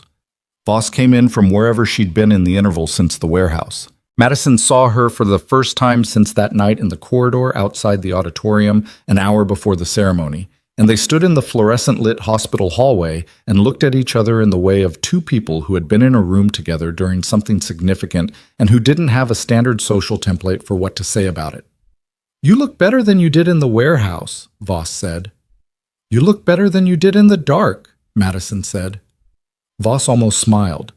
She was dressed in the kind of business professional that federal agents wore to formal events. Not comfortable, not her, but appropriate. 11 months, she said. I kept losing him. He'd go quiet for 6, 8 weeks, and I'd start to think I had the wrong read, and then he'd surface somewhere and the whole picture would shift again. You stayed with it, Madison said. I stayed with it because the equipment he was acquiring, if it had completed assembly and transferred, the people it would have been used against didn't have a choice about being in its operational range. They don't know who I am. They'll never know this happened. She said it flatly, without drama. That's the job, most of the time. The thing gets stopped and nobody knows it needed stopping. Is it strange, Madison said, being at something like this? Yes, Voss said, completely. She paused. Is it strange for you? Madison looked down the corridor at the doors to the auditorium, which were propped open, and through which she could see the backs of chairs filling with people. Police in uniform. Hospital staff. Loretta, who had driven 40 minutes from the crossroads with the cook, she'd learned his name was Tomas, and who was sitting in the third row looking like someone who had dressed carefully for an occasion and was trying not to show how much it mattered. The Henriksons were there. She recognized them from the description the officer had given in his statement. The older couple from Millhaven visiting their daughter. They'd come back. She didn't know why that moved her as much as it did, but it did. Gerald the trucker was in the back row with his wallet, which she couldn't actually see but which she imagined was there, because some details become inseparable from the people they belong to. Yes, she said. Completely. She had been told there would be remarks before her. She had not been told the remarks would include a statement read by a federal representative on Carver's behalf. Carver herself was at a related proceeding in a federal building 4 hours away and could not be physically present, which was exactly the kind of thing that happened in Carver's life, and which Carver had apologized for in a text that was so brief it barely constituted an apology and was therefore perfect. The statement documented, in the careful language of official record, what the investigation had uncovered. It named the network, not Drace by name, which was sub judice, but the operation, the scope, the 14-month acquisition program that had been dismantled. It described what the ninth component, recovered and secured, had been intended to enable. It described the chain of events that had begun with a 911 text sent from a diner on Highway 9 and ended with a federal case that had been building for 11 months, finally reaching the point where prosecution was viable. The auditorium was quiet in the way that rooms get quiet when people are absorbing something larger than they anticipated. The county sheriff spoke. The Riverbend medical director spoke. Whitmore, who turned out to be a decent speaker when the material was genuinely worth speaking about. A police representative spoke about the 3 men in custody from the diner, whose prosecution was proceeding on robbery, assault, and stolen property charges, and who would be spending a considerable amount of their near future in a situation that was not a diner. Then Madison stood up. She had not written anything down. She'd started to, twice, and deleted it both times because what she'd written sounded like the kind of speech that people gave at occasions like this one. Organized, grateful, appropriately humble. And she didn't know how to make that authentic when what she actually felt was considerably messier and less organized. She stood at the front of the auditorium in her civilian clothes. She had not worn scrubs. She had not worn anything that performed a version of herself. And she looked at the people in the chairs and she said, I went to the Crossroads Diner that night because I hadn't eaten since 6 a.m. and I was tired and my apartment was 22 minutes in the wrong direction. A pause. That's the honest version. It wasn't a decision. It was hunger. A few people laughed. The tension in the room released a fraction. I've been trying to figure out what I'm supposed to say about what happened after that, she continued. And I keep coming back to something that I think is actually the real thing, which is, I was able to do what I did because of other people. A lot of other people who I will never be able to thank directly. The people who trained me. The people who served alongside me. The patients I've taken care of for 3 years who have taught me, every single shift, what it means to be present in a room where someone needs you. She looked at Loretta in the third row. Loretta was sitting very straight and her eyes were bright. There was a woman in that diner, Madison said. She was doing her job. She was serving people at 11 p.m. on a Tuesday in a diner on a rural highway, and 3 men came in and made her a target, and I watched her face in the moment when she stopped expecting anyone to help her. She paused. That's the moment I remember. Not the rest of it. Just that. She stopped for a moment. The room held the silence without filling it. I don't know what the word is for the thing that happens when you've been trained to show up and you walk into a room where someone needs you to show up, she said. It's not heroism. Heroism sounds like a choice, and it didn't feel like a choice. It just felt like the only available thing to do. She paused. Maybe that's what training is, in the end. Not making you able to do the thing, making the thing feel like the only option. She looked down for a second, then back up. I also want to say something about the people in this investigation who did the work that nobody saw. An agent who spent 11 months on a case that could have ended 6 different ways and stayed with it. A task force that operated on an incomplete picture and still acted correctly when it mattered. Detective Okafor, who stood in a parking lot in the cold and asked the right question and made the right call. She found Okafor in the 3rd row from the back, and he looked at the floor, which was the correct response. Nobody's going to make a big deal about those people, but the thing I did in the diner was 4 seconds. What they did was months. I'm aware of the difference. She looked at the room one more time. I'm a nurse, she said. That's what I am. It's not a lesser thing, and it's not a cover for something else. It's what I chose after the service because I wanted to spend my time keeping people alive in rooms where they were scared and in pain, and that's still what I want. A pause. Whatever else I am, that's the job. I'll be at Riverbend tomorrow morning. She stepped back. The applause started in the front row with Loretta, who did not wait for anyone else, and went through the room in the way that genuine responses go through rooms. Not organized, not cued, just people responding to something that had landed. She got through the reception afterward in the way you got through hospital events, by being functionally present and moderately friendly and moving steadily through the space so that you were always almost but not quite available for conversation. She spoke to Okafor, who remained a man of few words, but whose handshake told her enough. She spoke to the Henriksons, who had driven from Millhaven specifically to be there, and who were exactly the kind of people who drove from Millhaven specifically for things like this. Mr. Henrikson, in a pressed shirt, Mrs. Henrikson with her hand on her husband's arm, both of them looking at Madison with the eyes of people who had sat at a window table and held each other and been very afraid. We think about you, Mrs. Henrikson said, since that night. I hope not too much, Madison said. You have better things to think about. Our daughter had a baby, Mr. Henrikson said. 3 weeks ago. A girl. That's wonderful, Madison said, and meant it. She found Loretta near the coffee table, the hospital coffee, which was better than the Crossroads variety. And they stood together for a minute without the formal structure of official proceedings, just 2 women at a reception. How's the diner? Madison said. Full, Loretta said. Every night this week. People coming off the highway specifically. Gerald told his whole trucking network. She shook her head. Tomas is exhausted. He okay? He bought new spatulas, Loretta said. So yes. Madison looked at the room, at all the people who had shown up because something had happened in a small diner on a highway on a Tuesday night, and the thing that had happened was that someone had not looked away when looking away would have been safer. She thought about the way that one decision, her hand under the table typing a message, her feet carrying her across 30 feet of linoleum, had pulled a thread that unraveled an entire network that had been operating in the dark for more than a year. She thought about the version of that night where she hadn't stopped at the Crossroads, where she'd driven past it like she had 100 times before, and gone home and eaten whatever was in the refrigerator, and gone to sleep and come in the next morning to check on Mr. Davalos. The network would have continued. The components would have assembled. The system would have transferred. The people in its operational range, in a place far from Stone Creek, would have experienced its effects without ever knowing where it came from. That was the version that had almost happened.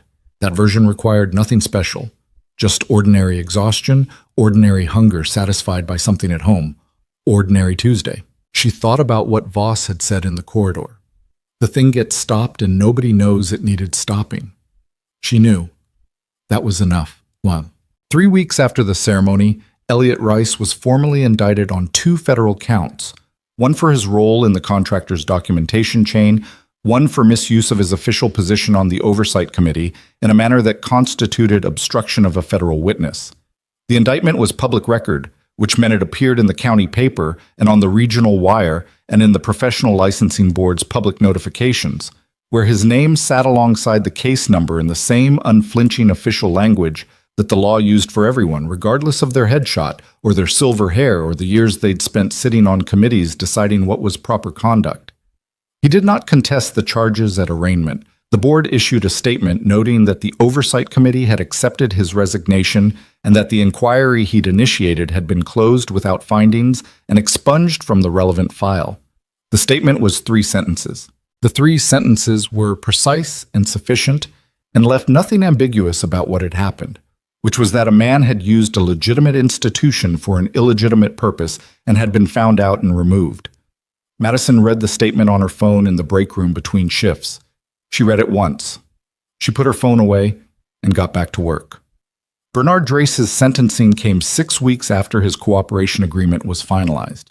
The federal judge, a deliberate woman named Kavanaugh, who was known for sentences that matched the documented scope of harm rather than the emotional temperature of the room, sentenced him to 19 years. The charges included conspiracy to traffic stolen military property, coordination of criminal enterprise across state lines, obstruction, and 3 counts related to the communication disruptor assembly that together reflected the potential consequences of what would have happened if completion had been achieved. The intermediary network produced 11 additional arrests across 4 states over the following 2 months. The contractor in the foreign operational space was designated by the relevant federal authority as a sanctioned entity, which had the effect of closing their access to U.S.-adjacent financial systems and supply chains and making their continued operation substantially more difficult. The buyer, who had commissioned the disruptor, was identified, referred to international authorities, and was the subject of an ongoing process that Carver described to Madison in a brief call as moving at the speed that international processes move, which is not fast, but is not nothing. Not fast, but not nothing. She thought that was probably an accurate description of most of justice. Not the dramatic moment of reversal, not the single scene where everything changed, but the accumulated pressure of documentation and process and people doing their jobs across weeks and months until the weight became too much and the structure that had supported the harm collapsed. It didn't feel like the movies. It felt like hospital work, incremental, documented, ongoing, with good days and difficult days, and outcomes that were almost always partial because reality resisted the clean resolution that everyone wanted. But Drace was sentenced, Rice was indicted, the components were secured, the network was fractured. The people who had been in the operational range of what might have been built were safe, somewhere, in a place they'd never know they'd almost been in danger. That was the accounting. It was enough. Town.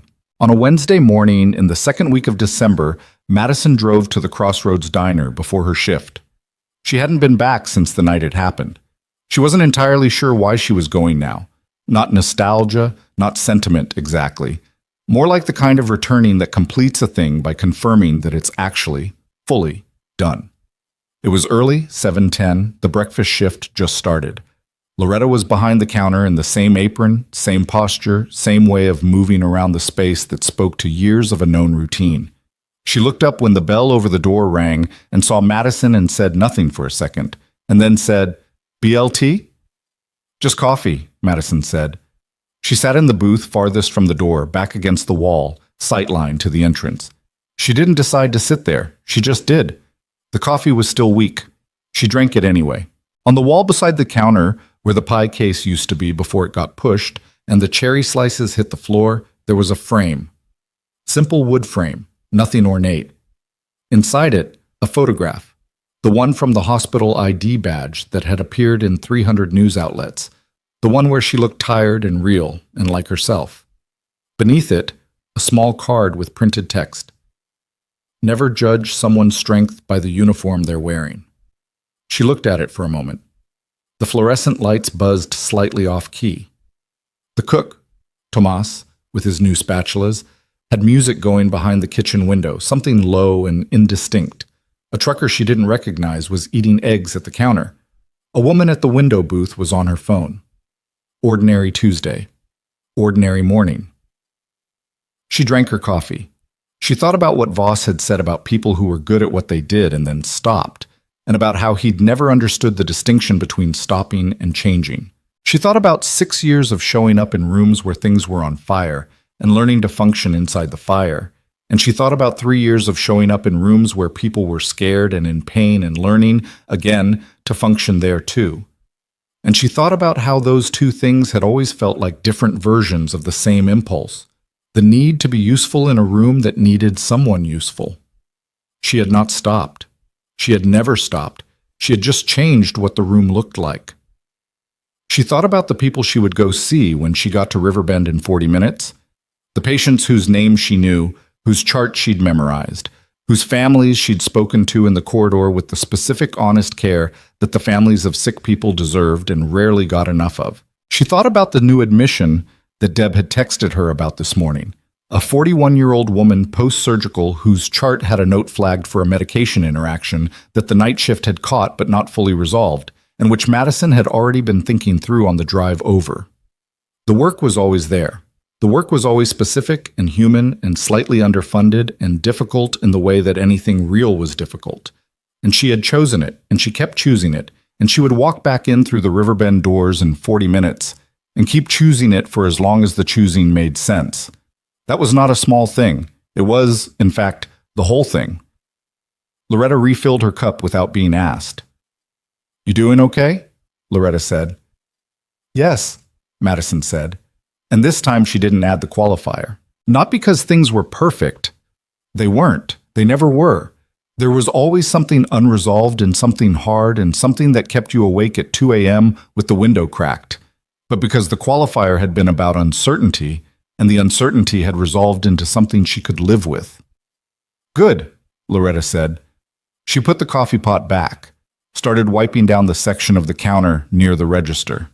Madison finished her coffee.